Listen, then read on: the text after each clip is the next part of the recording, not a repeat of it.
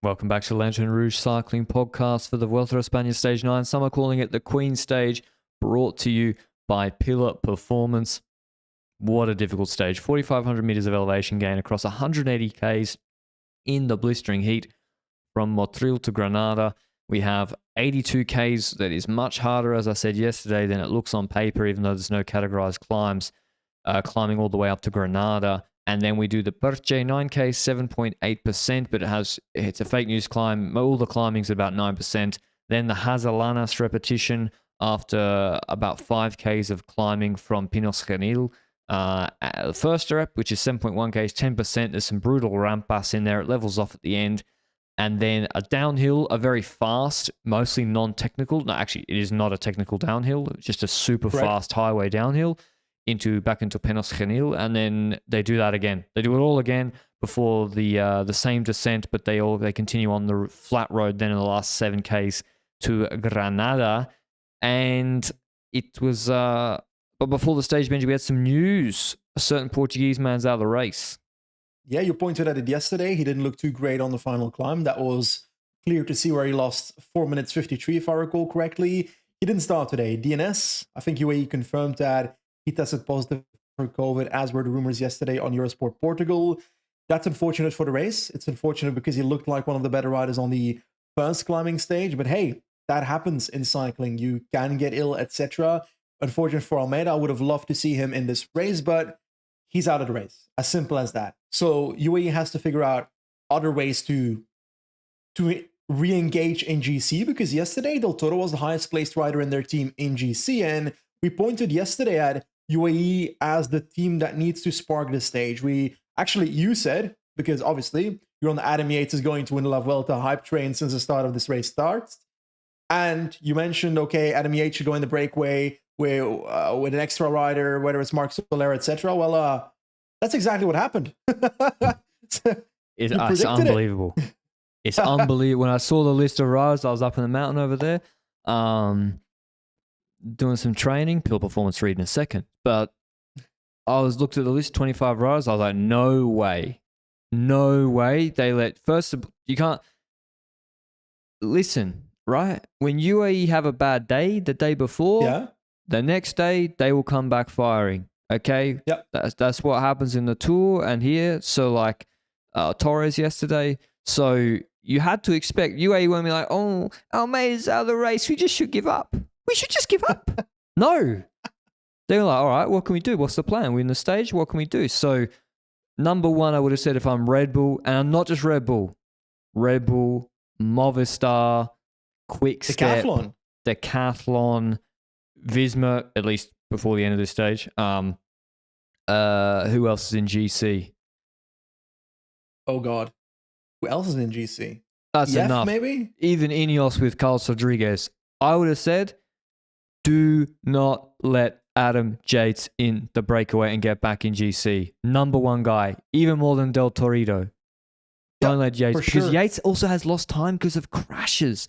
He hasn't always lost time because he's been shit. He's lost time because of crashes and positioning. We don't know what he's going to be like on a 25-minute climb.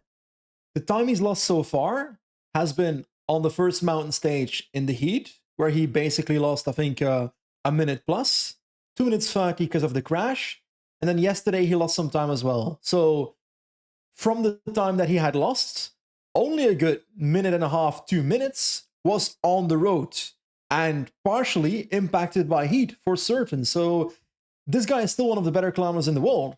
So you can't just let this guy in the breakaway. And it's hard for us to really judge the breakaway formation without having seen it, because there's no broadcast of the breakaway formation. But it's like the most obvious thing that was supposed to happen today. Like, UAE going in the breakaway with one of their riders, everybody could have seen that coming.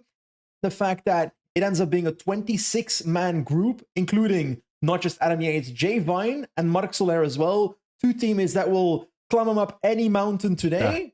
That's massive. That's the killer part. I can understand. Visma fucked up and led Yates in a breakaway in the Tour de France this year, right? But he didn't have Niels Pollard and Tim Wellens with him. And they immediately reacted on it, and he also wasn't really a threat. I'd say overreacted. I can understand if Yates slips into an 8-man group, it's on a climb, and you're like, okay, whatever. How can he get in there with two teammates and also strong guys who are 70 kilos? And no one closes it or keeps it closer. How? 26 riders. Like, it seems like that situation should have been controllable for a team like Bora at the start of the stage. But again, we didn't see the footage, so it's hard to 100% judge. But anyway, 26 riders, 3 UAE riders like we mentioned. Also, Wout van Aert in there. He was the first attacker of the day. Was on the road for quite a bit before the actual breakaway formed. Oscar Rodriguez for Ineos in there will also become valuable during the stage. Asgreen, Konrad and Vacek for Little Trek. Hermans Meuris, Alpecin, Gregard, Gaudu and Kuhn, also valuable today's stage. Rafferty and Shaw for EF, also become valuable. You're starting to notice, A lot of riders in this breakaway will become valuable later on in today's stage. Oliveira for Movistar, I don't think he'll become valuable in this stage at any point, because let's be honest about it, he's not the most crazy climber in the world. Torsten Tran, Engelhard, Harper, Poel, Leemreize, Fernandez, Herrada, Lastra, Castrillo, and Miguel Pau. That's the 26-man breakaway. And I want to repeat, again, UAE with 3 riders. Also, Konrad Vacek could be useful for Ciccone. Gaudu isn't alone. He's got Kuhn. And Kuhn being there, Kuhn is going to ride to keep that breakaway as far ahead as possible. So it's not just UAE that will try and keep this breakaway ahead. It's also Stefan Kuhn, right? Yeah, Gaudu is the best placed GC rider in the group. And to Roglic and co, he's on like a minute and a half, 2 minutes. So he is in GC. So I really like Nelson Oliveira, because it's like, okay, it's actually, this breakaway is actually less of a problem for Red Bull than the podium guys. Because at the end of the day, if Yates draws to within 1 minute of Roglic, Roglic is going to smoke him in the TT. He's going to outsprint him in some bonies. Yates would still need to take another 2-3 minutes to beat Roglic in GC. It's like, if you're Mars, if Yates draws level with you, you might not drop him again. He might beat you in the TT. So I was like, Nelson Oliveira should have been pulling it back, and I was really surprised with 2 teammates they let that go. I mean, we didn't see it, so maybe it's not a question of let, and it's a question of it was like fighting for 2 hours. I don't know. But it got to 5 minutes, which is a crazy gap. But if you want to decrease your gap in performance to your competitors, this episode is brought to you by Pillar Performance, who are a sports micronutrition company. The easiest way to describe it is hydration and carbohydrates products. They'll take you through to the finish line. Pillar's mission is to get you to the start line in the best condition over and over again. And not just the start line of competition, but just the start line of your training. So you got a mixture of, or not just a mixture, say you're cycling, weight training, running, it doesn't matter. Even getting your sleep right. Pillar's mission is to get you to the start of that training in the best condition. And I've noticed with my body battery, and even most importantly, subjectively, that as I've come off holidays, got back into training, got back into my Pillar Triple Magnesium, that my sleep has been much, much better. I'm not waking up. I would wake up maybe 4 times a night, which is not great. And I'm sleeping through getting my 8.5 hours and feeling much more rested when I wake up. So I take it 30 minutes before bed each night, and also 1 in the morning, and it helps me recover. And I have no delayed onset muscle soreness, which I'm pretty happy about, despite my 5x5 strong lifts going pretty well. So if you would like to try Pillar today, head to pillarperformance.shop, or for North American listeners, head to thefeed.com/pillar. That's PILLAR. And enter code ROUGE for 15% off first-time purchases. That's ROUGE, ROUGE, for all first-time purchases. Now, this breakaway, the gap started increasing to 4 minutes 55 before we arrived at the first of the 3 climbs. 4:55 is a lot. This means that Adam Yates is actually now getting closer and closer towards the Roglic bunch in GC. That means that Gaudu is now on 2 minutes, less than 2 minutes of the red jersey. Like, that's some major upsets already in the GC before we even start climbing. So they get a significant advantage because that group is ahead before the climbing even starts. And then the climbing starts. We see UAE hard pacing in group 1, the likes of Soler being super valuable on the first El Purche climb. Never know how to pronounce that climb, and I will never learn. in the peloton behind, I feel like Giovanni Aliotti was a really strong rider for Bora today. He was like the domestique that was there for the first 1.5 climbs, I felt like, in this race. Like, is it me, or was he able to keep the gap to the breakaway relatively similar for that climb and the first half of the next one? Yeah, he was like, it was so stable. I was so surprised why there was nothing happening. Like, I was so surprised why, I don't know, obviously it's not just a bit. I've always been high on Yates, but I was like, why are we just assuming Yates is going to collapse? And I know Aliotti's doing a good job, but yeah, I don't know. I was still like, really? We're going to let Yates just stay on 5 minutes, 4:30? Like, and it's not like there's much flat in this stage. It's all 10% climbing. I think there's a really dumb logic that's been at play a lot in this Vuelta, thank God, because this has been a very entertaining Grand Tour. And to be honest, this is shaping up to be the best Grand Tour of the year. It's been so good. There's a dumb logic, Benji, of it's not our responsibility. It still is our problem, eventually, maybe.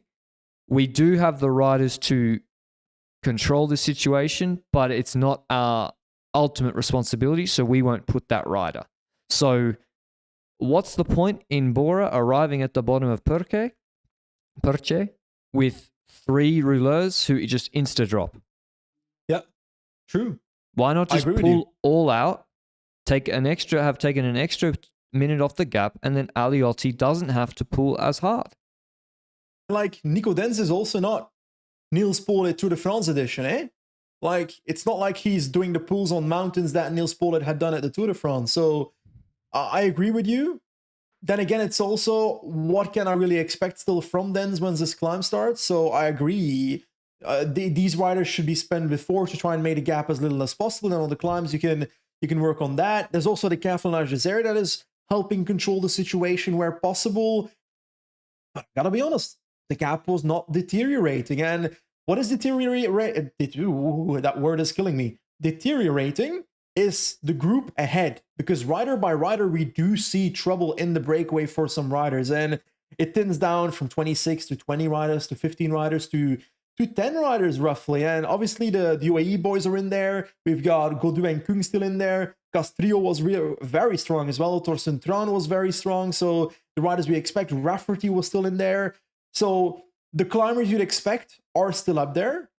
And while that is happening at the front, I'm expecting, okay, we're just going to calmly ride over the El Porqué climb. The peloton's going to be 5 minutes behind on top, and we're going to get to Hazalanas, and maybe some stuff will happen on the next 2 Hazalanas. But then suddenly, in the middle of this first climb, El Jaguar de Tulcan swipes out of the peloton, launches an attack. I was like, whoa, what did I just see? It's an El Jaguar passing by. And that was the curiosity and the enthusiasm that I love seeing in Carapaz. Richard Carapaz attacks from the peloton with, 80 kilometers to go? 3 climbs to go, 2.5 climbs to go. Yes, he's got 2 teammates in front of him, James Shaw, Darren Rafferty. But that makes it even more brilliant, because that makes it more likely that it was a pre-thought plan, a pre-stage plan to have him attack early on today's stage. Because traditionally, if you look at the last week, Carapaz is not looking like he's going to podium this race based on the last week. So I love that EF is looking for other avenues, more risky ways. Yes, Carapaz could implode on the third climb of the day, but he could also take 5 minutes today with this move. So I love seeing this. I love seeing Carapaz attack there. And we do see kind of the thing you'd expect from a GC team like Bora, where you don't expect Bora to instantly close Carapaz there, right? You expect them to keep tempo and hope that they can crawl him back. Bora did the right thing at this stage, because you also got to remember that, and this is why giving O'Connor all that time was such a bad idea, because yes, in theory, Roglic will take 45 seconds to a minute from O'Connor on every mountaintop finish. Yep. But we cannot just ignore the fact that Primoz Roglic loves a wobble. Yeah. So making a super hot Queen stage extremely hard, harder than maybe it needed to be, is not playing into the hands of Primoz Roglic. They already fucked up completely letting Yates in the breakaway, and then they have to pace all out with Martinez, who wasn't prepared for the race, and then they have to pace with Aliotti pretty hard instead of just controlling it. They did the right thing not reacting to Carapaz, I mean. I think there's also the underrating effect of O'Connor having done that a few days ago, going in the breakaway, taking time. Does that give a sign to other riders like Carapaz, like Adam Yates, that Bora has a bit of a weakness in breakaway formation or in being able to crawl back grooves that are up ahead? Because that's also something you could take in, and that might also be the reason why Adam Yates and Carapaz were so eager to try that today.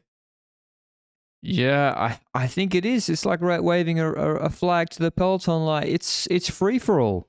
There's no. I was about to make a political analogy. Let's not. Yeah. So like, there's no one controlling. So and that's what I mean. Is it technically, could Carapaz have gained more time if he attacked in a different place? Maybe, but fuck it. It was so good to watch, and he uses Shaw. We don't see him on camera at all. He uses Shaw first. Darren Rafferty, he is having a really good Neo-Pro year, actually, like the Irishman. So he did a massive pull, and he won GC on Valle d'Aosta Mont Blanc last year in the U23s. He's not just some scrub. Like, he's a good climbing prospect. And yeah, he starts to pull Carapaz over the top of that climb, which makes a huge difference because these are little fellas, and it's a fast descent. Back in the peloton, it's sort of, it unravels, but Bora don't panic yet. Or they don't panic. Martinez drops us like, ooh, that's looking sus. Vlasov can't pull. He looks cooked. And so Aliotti, basically, they just get him to just throttle it back and pace pretty slowly, I think, on Perche, and that allows Carapaz to get his huge gap. The question, though, was this next descent. No one relevant drops on the first Perche from the GC group, by the way. But the descent, the peloton, I think, made mistakes here on the descent. So, like, first of all, you got Rafferty helping Carapaz all out. They let, I don't know who was pacing the Perche descent, but it was slow. There's just no way Yates should be able to do that descent quicker than the peloton. And I don't know if it was Felix Gull or maybe VPP. Decathlon retook over control, but it's like, you got to use horses for courses. And this is where I again mention, and for the second descent before the last Hasalanas, Landa's here for the podium, let's say. He has Catania in the group. Yates is virtually taking 3 minutes on him, ahead of him on GC. And they say, not my problem. I'm not using Catania on this descent. I'm going to let Felix Gull pace the descent. It's like, it's not how... Catania's just going to insta-drop on the next Hasalanas. Like, use him to control Yates. Even if it helps the other guys in your group, so what? Like, anyway. It helps you too. And that's something... it depends. It helps you too, but on the other end, we also sometimes say that, okay, if you make the other rider work, the other team work, you let them eat their crumbs off their plate first before you start eating from your plate, and maybe you can counter them for then afterwards. But this is a situation in a descent. So if that's on a climb, yes, sure, let that other team take care of it maybe first. But in a descent, I think there were other riders that probably could have come to the front that could have held that gap better. But we get to the climb before the first Hasalanas, because you got to remember the next two Hasalanas climbs, the big climbs, have a small climb before each. So a climb before Hasalanas number 1. Soler is still pacing for Yates at the front. Rafferty, like you said, has waited before, is still pacing Carapaz on this climb before Hasalanas. And we basically have at the front Soler, Vine, Yates. So Soler is still there for now. Cunha is still there for Godu, shockingly. Torsten Tran, Chris Harper, and Castrillo. And then there's a bunch of drop break riders like Van Aert, Oscar Rodriguez. They're still ahead of Carapaz and Rafferty, who are roughly on 2 minutes 20. The GC group is on 4 minutes 40. So for 40, it's actually still like, it's a pretty similar gap than the gap that existed before El Purche, if you think about it. So Hasalanas 1, that's where shit hits the fan again. At the front, Vine takes over from Soler, who's done a splendid job keeping that tempo going. Soler drops, obviously, and some other riders drop as well. Eventually, that group becomes quite a lot smaller at the front. It's Jay Vine, Adam Yates, and Godu by the time we get halfway on this climb. Behind that, we see Carapaz catching rider by rider. Rafferty's gone at this point. We're still on the first Hasalanas. And in the peloton, Aliotti does the first part of Hasalanas as well. but then Lipovic takes over. And that's where some people get in trouble that I wasn't necessarily expecting, right? Yeah, we got like a lot of riders just cracking here. I think it was Del Toro. I didn't see him dropping. Who else? Tiberi.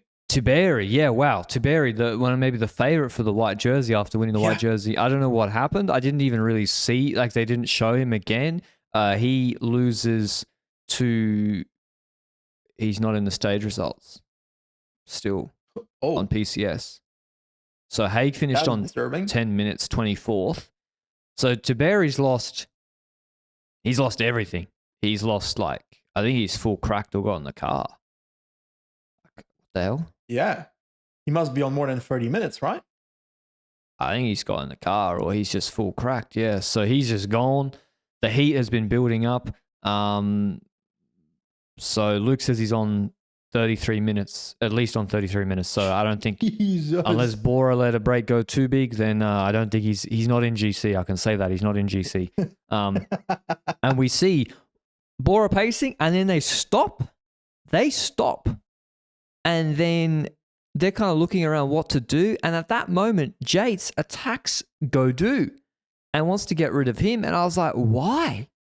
Because you can work with him maybe or keep Vine pacing. Also, it's not like the peloton was coming closer, but he was feeling it. He attacks. Godou can't respond.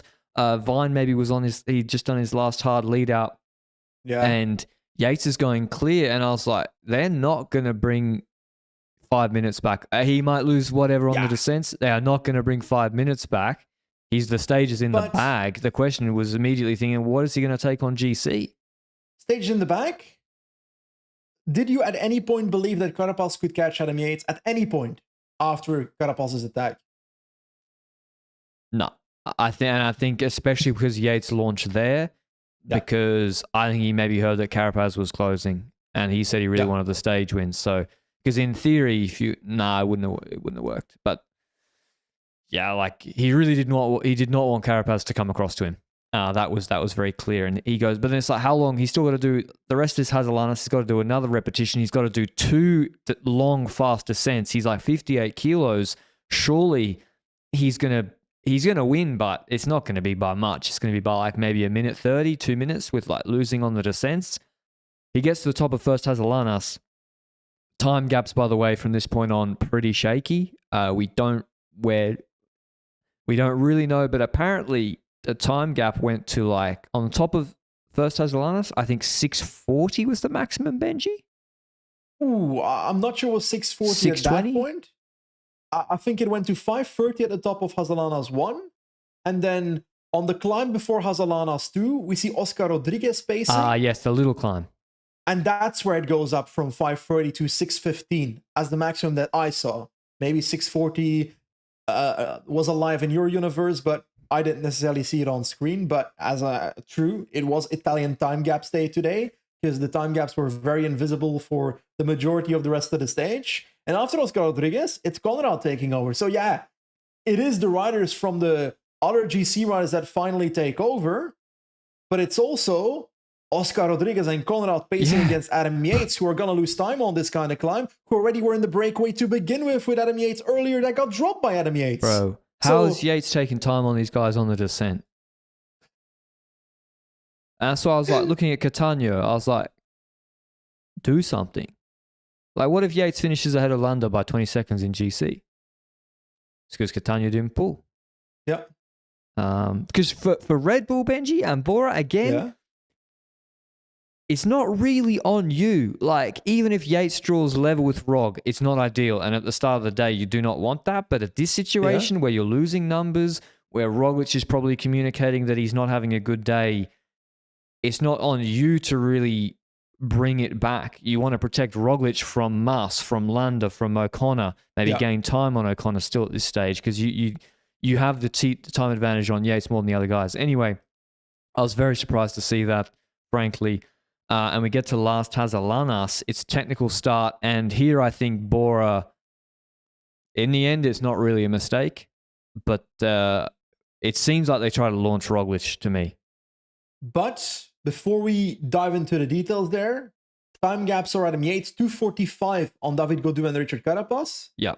And 6:40, you're right, at the foot of the last Hazalanas on Sepkus, Sivakov, Carlos Rodriguez, Oscar Rodriguez, Landa Cataneo, Skelmose, Konrad O'Connor, Gal, Roglic, Lipovic, Vlasov. So all three there. Woods, Bennett, Van Eetveld, Kung, Mas, Martin, and Fortunato. So actually, it grew a little bit, that group, I feel like, in the descent of first Hazalanas and on the climb before second Hazalanas. You say it, Bora taking over on the actual steep gradient at the start of the last Hazalanas, takes over with Lipovic at the front, Vlasov in the wheel, Roglic in third wheel. And I feel like this instantly causes things. First of all, on the left side of the road, as they turn on, George Bennett, bike problem. That's one rider gone. We keep seeing, but the camera work at this point was abysmal. It was hard to see what was going on. I didn't know what was happening. At a certain point, I see a helicopter view. I see Lipovic, Vlasov, Roglic, O'Connor, Mas, Kus, and Sivakov in that group. We see a gap on Landa, Skelmose, Rodriguez, Gal, Ciccone, and Van Eetveld. So the group has already split in the early meters. And then we see a shot from behind. Kus has dropped from the first to the second group of that GC.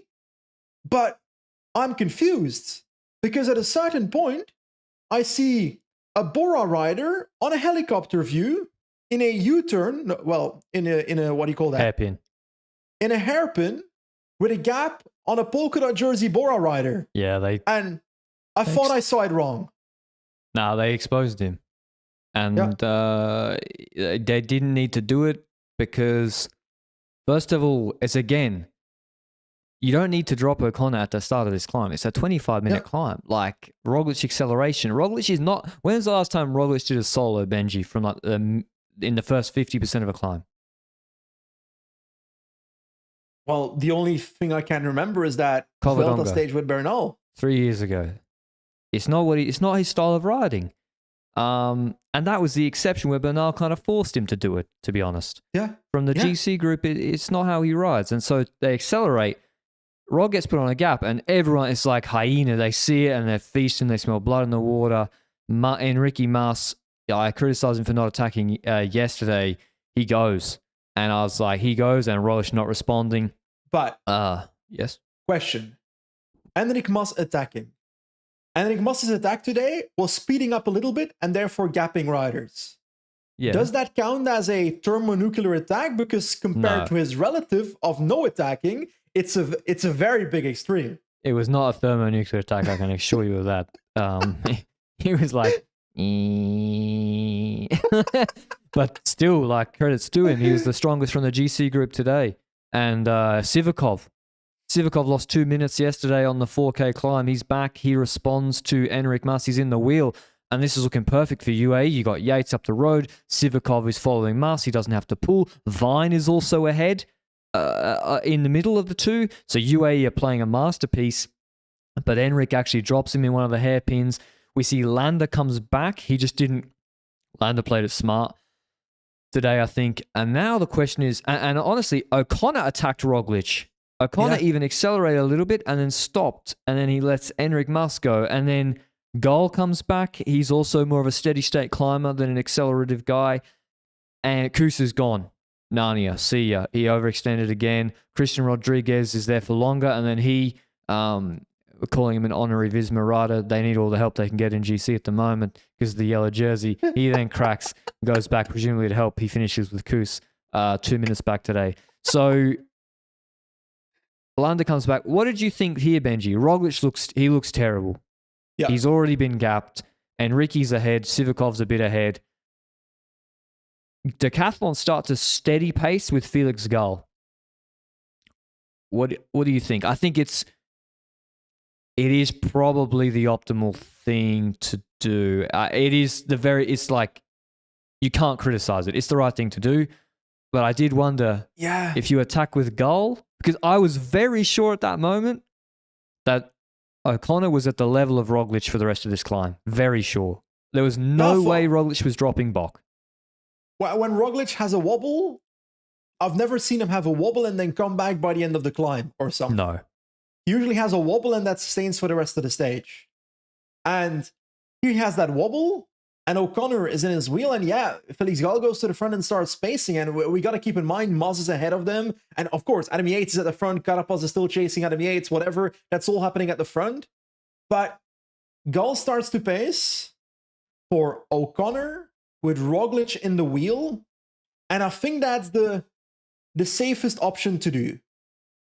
Is it the one that I would have liked seeing? Maybe not.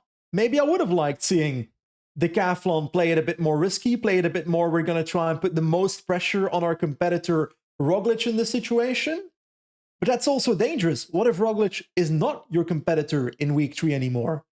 What if this is not the only wobble that Roglic has? You can't just tunnel vision on Roglic alone. You got to keep track of the other riders as well. Yeah. And at that point, Adam Yates and Carapaz were also riders that were, before this climb, virtually ahead of Roglic in GC. So, and Sivakov and Mas are ahead. Yeah, Sivakov and Mas are ahead. Sure, Mas is not going to gain a decade with descent that is coming up, but you never know. So I have no issue with Felix Gall pacing, but I would have liked to see another universe where they play the Gall attacks, O'Connor stays on the wheel of Roglic to see how that evolves. Yeah. And if Roglic really perishes trying to close Gall, then O'Connor can try and bridge towards Gall. I would have liked to see that scenario, but maybe that's a bit too much. Oh, I would love too to much see it. playing around, and I would have liked to see it though. Mainly because I'm convinced Red Bull could have done something really crazy. So Lipovic is sitting on the group. So Roglic has a teammate here, but they let Gall pace. And I was thinking, if Gall attacks, I'm not sure Lipovic would wait for Roglic. And like, you know what I mean? Like, I feel like no. In my opinion, Lipovic was partially thinking about his white jersey sitting on. He was partially already kind of half done because he climbed half a climb earlier. We got to keep that in mind as well. I think there is no existence where he would leave Roglic behind. Okay, but there's a few weird things in this stage with Lipovic. First of all, he pulls, doesn't pull all out, and he's able to mainstay in this group. Impressive for sure, but he didn't pull all out. Secondly, top of last Hazalanas, he like sprints O'Connor over the top and then doesn't immediately look to relay on the descent. I was like, strange. Yeah, but thirdly, in the sprint finish, he's not pulling all out on the flat, and then he's like closing attacks from other guys. I don't know. I feel like Lipovic he has still got white in his mind. He certainly has white in his mind, but it's also on the start of second Hazalanas. It's not like Lipovic could pull all out, because while he was pulling, Roglic was dropped. True. But that doesn't mean he can't throttle it back and pace forward for Roglic. But if Gall can do it for you, you might as well have Gall do it from Bora's perspective. I agree that he has white in mind, but I don't see him not dropping back for Roglic if Roglic really drops off Gall and O'Connor here. And Tiberi's abandoned, so yeah, he's apparently, so he's out of the race. It's against Van Eetveld and Carlos Rodriguez. Carlos Rodriguez, who was in that group fighting though. And Van Eetveld crashed today, and he lost a couple of minutes more. He lost 4 minutes, so yeah, he's out of the white jersey battle. Descending's an issue for him. Yeah. Anyway, very, very interesting. I got to say, I wasn't too surprised. We saw the same thing, frankly, on this very climb 2 years ago, where Roglic tried to attack Remco, and Remco half-wheeled him and probably could have dropped him, frankly. And the question is, Adam Yates, what gap is he going to take? He keeps Carapaz behind. On top, he takes 2 minutes on Carapaz over the last Hazalanas. He's certainly going to win the stage. But the GC group, Mas starts to close in on him significantly. So Mas is down to like 4:10, I would say. Yep. He's taken a minute 50, a minute 30 out of Yates on the climb. Roglic's group is at a minute behind Mas. Maybe it's 4:30, 5:30. So the gaps are Adam Yates 2 minutes on Carapaz. Enric Mas goes down to 4:40, while Sivakov and the rest of the gang go to 5:50 at the top of Hazalanas. So Enric Mas had a gap of 1 minute 10 max on the other GC riders. Yeah, so big gaps for Yates. He's held it well. Carapaz is also taking big time. And it's up to this descent. We see a group of, the main GC guys, Kus, we don't know where he is, or Vlasov, etc. And I'm like, who's going to pace this descent? Luckily for O'Connor, I mean, there's two riders with a teammate, so they should be able to get it together. Yeah, but Yeah. Do you want Felix Gall to pace his descent? That's the problem, and I don't know what Lipowic's descent. Like, to be honest, Roglic and O'Connor should do this descent themselves. They're the better descenders. Roglic is super fast. Landa. And Landismo. And Rodriguez, I think he did actually pull a little bit. That's why I would have been interested to see what happened if Decathlon played it really aggressive. What would have happened? But anyway, Enrique Mas, unfortunately, he's trying to do the descent as fast as possible. He catches up to Jay Vine, and he nearly crashes in a fast left-hander. It's a really fast descent where you basically don't need your brakes. He says a gust of wind hit him, and it bucked the bike. Maybe he also applied a little bit too much brake at the exit of the corner. Luckily for him, he somehow doesn't go down. If he went down, it would have been he would have had to abandon the race. Even if he slid out into the lay-by, he was going 70 km an hour.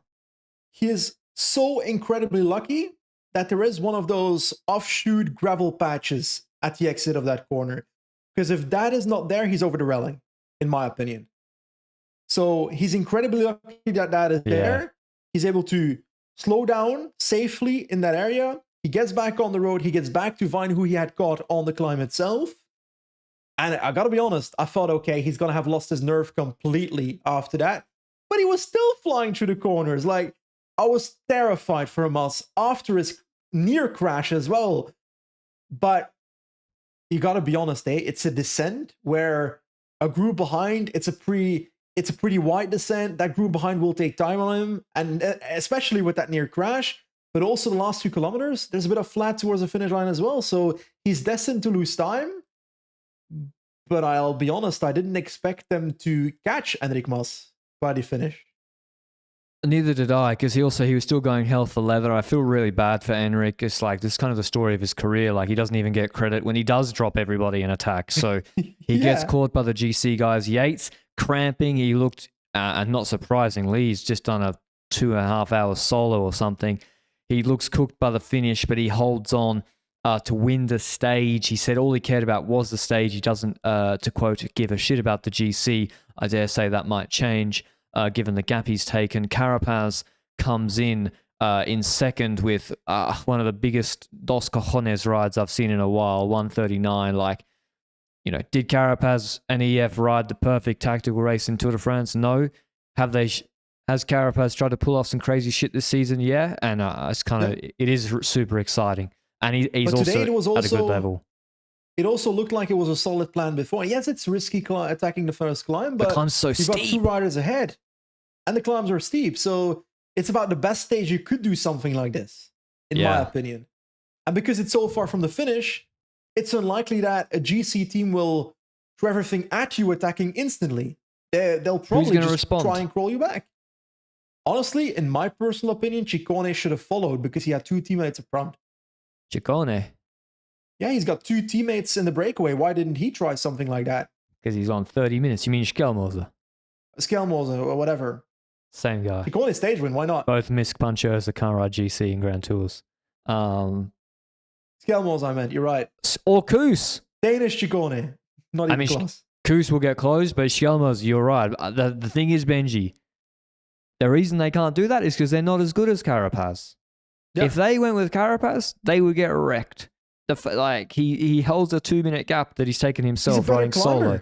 He's a better climber. He's just a better... has to do all these descents mostly himself. Like, if they're not going to go with him because they can't. Like, they know it'll ruin their whole race. Yeah. Master's caught on the descent. He tries to attack again, and fortunately for the GC podium hopefuls with respect to Yates GC, they really pull a lot of time back, chopping off in the flat finish. We saw this happen to Torres in Tour de l'Avenir. O'Connor pulling hard, and with Roglic. And Lipovic marks the attack of Mas. With God. He was caught. There's 4 bonus seconds available at the finish because there's still the 3rd place. Lipovic keeps going and attacks himself, doing a big lead out. Keeps Roglic behind. I don't think Roglic could have sprinted anyway. And Ben O'Connor says, thank you very much, and sprints and takes 3rd for the 4 bonus seconds. So he actually takes time on Roglic today. And you say 4 seconds for Schmeckens, but actually... Mentally, it makes a big difference to, as we saw in the Tour de France last year, to swing it the other way. Not just the bonus seconds, but also seeing the wobble in Roglic today. Yeah. Gave a lot of other riders confidence, I reckon, around them. And just before we jump onto other things, Roglic did have a response after the stage. On Eurosport, he said, I had a hard time today. Obviously, didn't have the legs. I had back pain, happy to finish and have a rest day tomorrow, which fair play. I hope for him that it's the last wobble we see, but for the sake of the race, would be good if he has another wobble in week 3. But it's definitely not an amazing sign to have him see a wobble on the Hazalanas climb today. And again, it's not just that wobble. It's also the second time that Bora fails in breakaway formation to keep a dangerous rider outside of the breakaway with multiple teammates. It's not the first time that they have issues with controlling the gap to the front of the race. It's not just that wobble of Roglic, right? It's honestly open hunting season. Like, we're going to preview stage 10, Benji, and it's like, if you're Sepp Kuss, well, you got one option. Well, who's going to stop you? Because there's this weird power dynamic where Decathlon correctly are not willing to fully control the races if they have the race favorite. Roglic is kind of a lame duck GC favorite who has a huge wobble, is behind on time, has a weak team, but still everybody's looking at him. And then UAE are not going to do anything except to be aggressive. So it's like Movistar have their weakest climbing support in quite a number of years because Quintana's no good. Yeah. So it's a super chaotic and a race without much control. So yeah, I'll do the... That's also great, eh? That's also the great part about it. This has been a great week. Unpredictability, and every single mountain stage that is going, there's a possibility of a GC rider trying to slip in the breakaway, trying to make stuff out of it, just because there's that uncertainty about breakaway control formation, whatever. It sucks that it's not on TV, the breakaway formation, and I gotta be honest, today was one of the better stages of the year, in my personal opinion. Yeah. But it probably would have been a little bit better without the descent finish, in my opinion. Yeah, it would have given Yates more time, Mas more time, Carapaz more time. Would the riders have ridden differently throughout the stage if it didn't have a descent finish? Maybe someone goes second Hazalanas, and that more people would be willing to go second Hazalanas. I don't know. I mean, a lot of these teams really don't, like, who's going to lead out Enric to increase the pace? Yeah. Who's going to lead out Kuss? Who's going to lead out Landa? It's the Decathlon are like the second strongest team in this race. So is this cycling without super teams? Yeah, well, there is one here. They're just, or two here. They're not performing. Both of them. Both of them. UA. This is cycling with both of the two, let's say, dominant teams, and UA are the dominant team this year, not performing on GC like they have in the other races, and it's been such a good week to watch as entertainment. I should do the GC, revised GC. So actually, when you look at this on paper, this is not a bad day for Red Bull. It actually really isn't a bad day for Roglic on the paper. O'Connor, he is 3:53 ahead of Roglic. Mas moves from 18th to 3rd. No, sorry. Carapaz is rewarded moving 18th to 3rd, 4:32 behind O'Connor and 3 seconds ahead of Mas. Mas is in 4th. He moves down a spot, a bit unlucky, on 4:35. Mikel Landa is on 5:17. He stays put.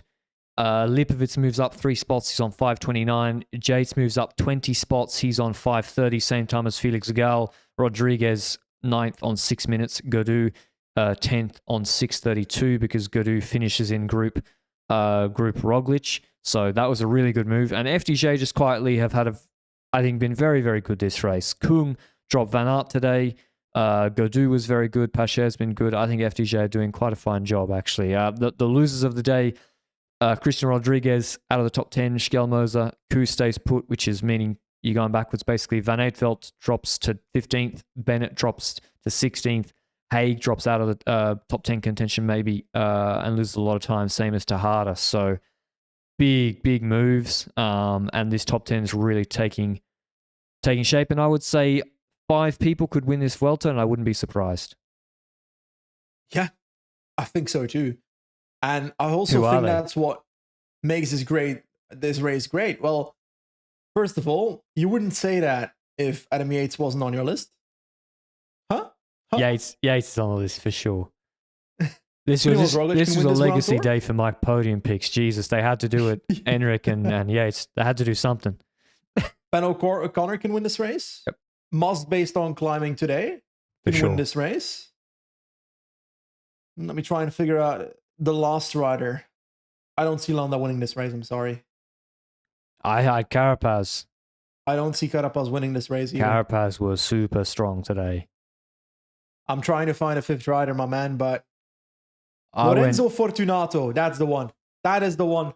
Fortunato's I found actually him. he's quite good, you know. Like Of for course. a pure climber, he's quite good. Eola boy. So Ben O'Connor, I think he failed the test yesterday. He made the mistake, which he's commonly made. Roglic was baiting him. Roglic, I think Bora know what to do with O'Connor. The playbook with O'Connor is so obvious. It happened in UAE. It happened in Catalunya 2 years ago. It happened in the Giro this year on Europa. Yeah. Ben O'Connor cannot resist following an early acceleration. Yeah. And Roglic hit him once yesterday with it on the climb, leveled off, recovered, pretended he was a bit fucked, boom. Went again, O'Connor cracked himself. And today Roglic cracked himself. So that's been the playbook that they've tried to use, and it didn't work today. And so he passed with flying colours today, even taking time, goes into the rest day, with a 4-minute just about lead on after probably the scariest stage of this whole Grand Tour. I think I would like to see a scenario.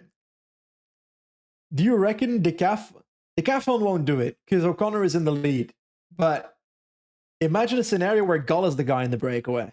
That's what I'm like saying, dude. Felix Gull could be a top 3 climber in this race. Yeah. That's what I'm saying. Like, okay, on Hazalanas, I understand. Especially with the descent, where the fuck is Felix Gull going to go? Nowhere. So I understand. But I think they got to use him because I also think Bora may do something strange with Lipovitz. Like, literally put Lipovitz with Gull, and then Roglic is like, hold on a minute, and then he's got no teammates. So, and I think Lipovitz is ahead of Gull on GC, so they could do it like that. But should I do points jersey? 1 second. Yeah, 1 second. Points jersey, Van Aert is leading Groves by 41 going into the rest day. KOM, Yates is leading that now ahead of Roglic.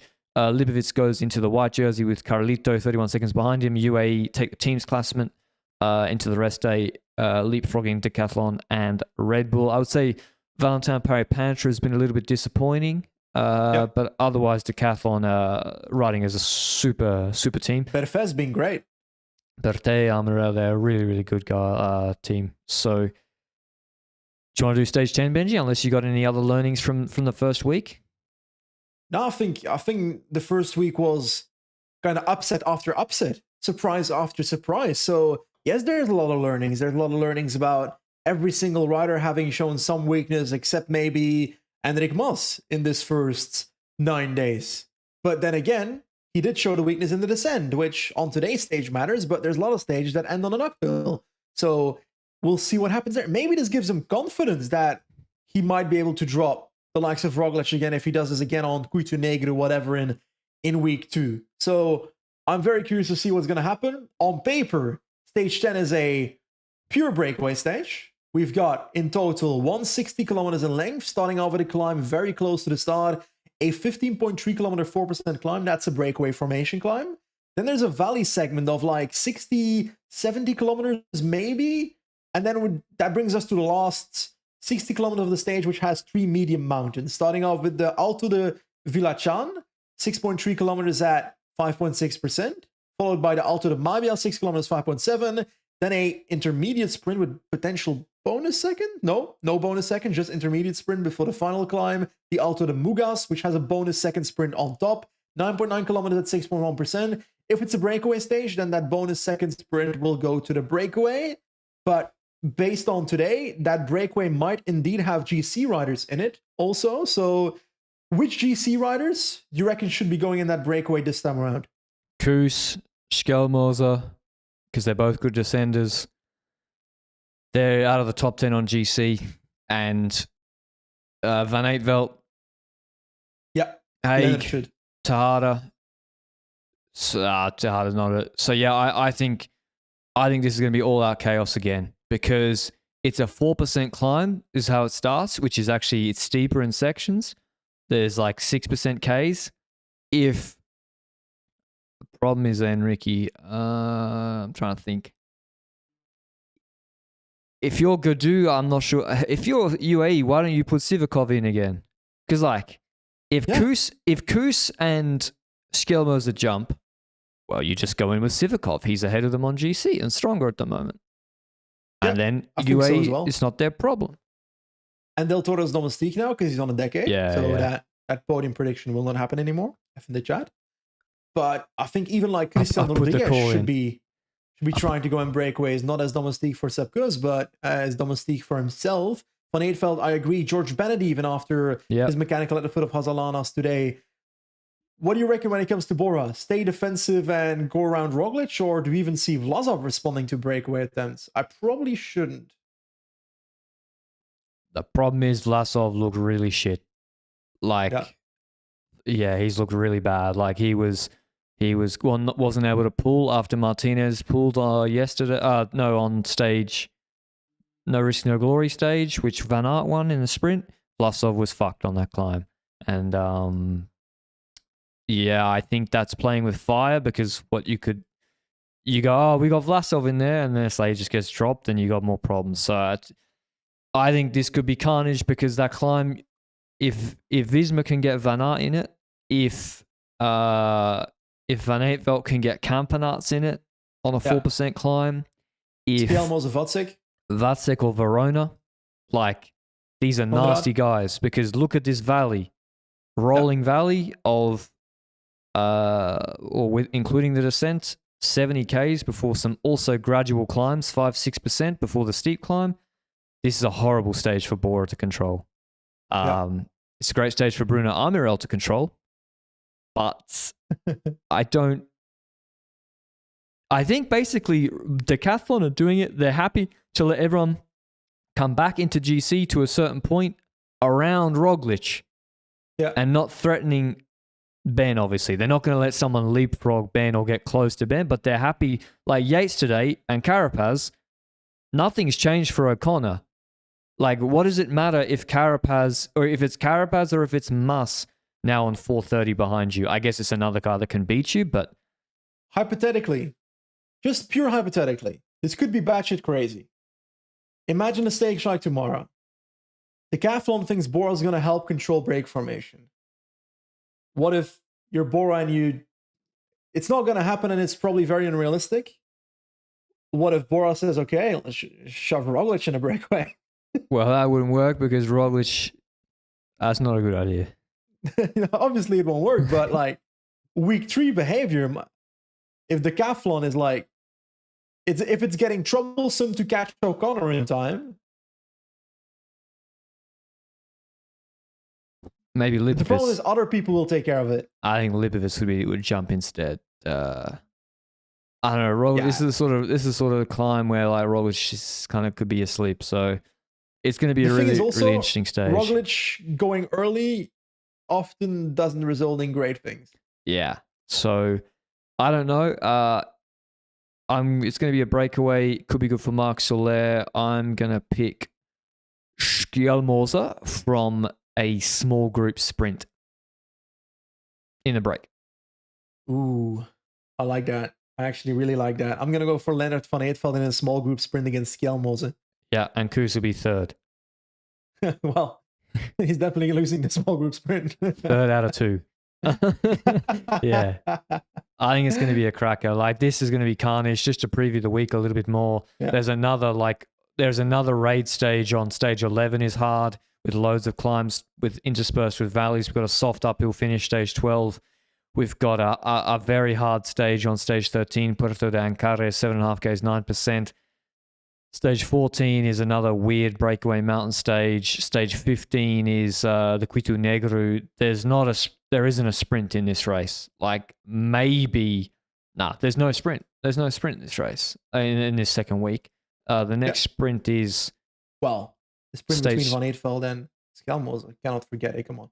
True. The next sprint stage 17. So this is going to be hard for Bora, I think. Yeah. Anyway, we'll see. Hopefully Roglic back holds up. He says it's hurting a little bit. Unless you got anything else for the Vuelta, Benji, I'll mention Little Trek did the clean sweep at the Little Deutschland Tour, winning all the stages and GC with Mads Pedersen. And at the, what else? GP Plouay, sorry, at Britannia Classic. Lotto Destiny will be losing sleep tonight. They had, in the last couple of kilometers, Van Giels was so strong that he dropped a group of Dali and Alaphilippe without even realizing. And so the perfect situation of having the attacker with the best sprinter in the group behind, and he basically puts the brakes on, looks back to Dali, and we're talking a proper gap here. They were, he was gone. No one was reacting. Why would you with Dali in your wheel? And then Dali closed the gap to him. About 30 seconds later, Mark Hirschi counters them both and goes solo to win the stage. So Lotto will be having nightmares, I think, from... they had very fixed in their mind. They kind of did the... Disaster class. It was kind of like Lemon with Van Aert in that Tour breakaway. It's like, we either win with Dali or Van Aert, or we don't win at all. And they didn't win at all. Hirschi won. Manier came like a rocket to take his biggest, I would say, result so far. Yeah. Second. Another Frenchman took second in this race a couple of years ago who sort of hasn't progressed. Axel Laurence, who got dropped. Was this Thibaut Nys's first non-Mickey Mouse race this year?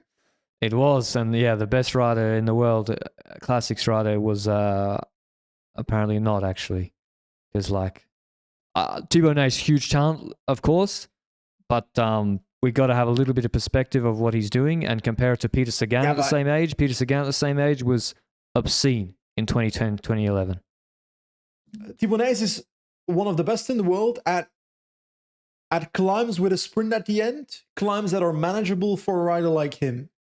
And it's like, for example, Algarve, Alto de Foya. I think Thibaut Nys cleans that. Those kind of situations. Yeah, maybe, but also... But in small group sprints, positioning is an issue. Yeah, and listen, fifth in is nothing to turn your nose up at. He beat Matthews and Godon and co, but it is true that he's not just going to walk into Amstel Gold Race and win. Yeah. He's not just going to beat Pogacar in uphill kicks or Van Aert or that being said, co. Amstel's probably the one that fits the best where positioning, it matters, but it's not as much as you need to be in the right place at Mur de Huy. Yeah. I think Amstel is really good for. But yeah, I would love to see him doing the Classics next year. Apparently that's his last road race for the season. So great season. He's got a great season. Going to focus on CX. I'm calling these races Mickey Mouse races, but it's also a great development pathway for this rider. That's pretty fair. And I'm just very, very impatient to see him at the bigger races, and Britannia Classic is one step towards that, but also the Classics next season. I want to see this guy against the best riders in the world to see where he's at, because he's been fucking good this year. So who knows what's possible? It was also close in the women's race yesterday, which is called the Classic Agglomeration, let's say, Sarah Tizet Trophy. Chloe Dygert was solo. Liana Lippert brought Misha Bredevold back. Bredevold sprinted out of her wheel into Dygert's wheel on this interminable drag up to the finish in Plouay. And Misha Bredevold took a deserved win because she was such a good teammate in the Tour de France, actually, to Vollering. Dygert a bit unlucky, but great to see Dygert showing her ability and strengths in a one-day race. She's only done 13 race days this year, and she was so good in the Tour. For Nivedoma, Lippert third. Still a good result. Balsamo won the bunch sprint behind. I think that's all. Benji, got any other news? Tiberi DNF, Tarling DNF, he crashed. So it's the Vuelta. This has been an attritional Vuelta. To be honest, this Vuelta is reminding me of the women's Tour de France in that, who can survive?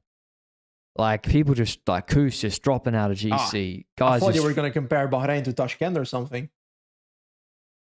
Nah. Caruso abandoned a few days ago. And then, also just illness, by the way. Very attritional. But yeah, thanks to Pillar Performance for sponsoring this episode. We'll see you maybe tomorrow with a little something, but otherwise with Stage 10 recap on Tuesday. Until then, ciao.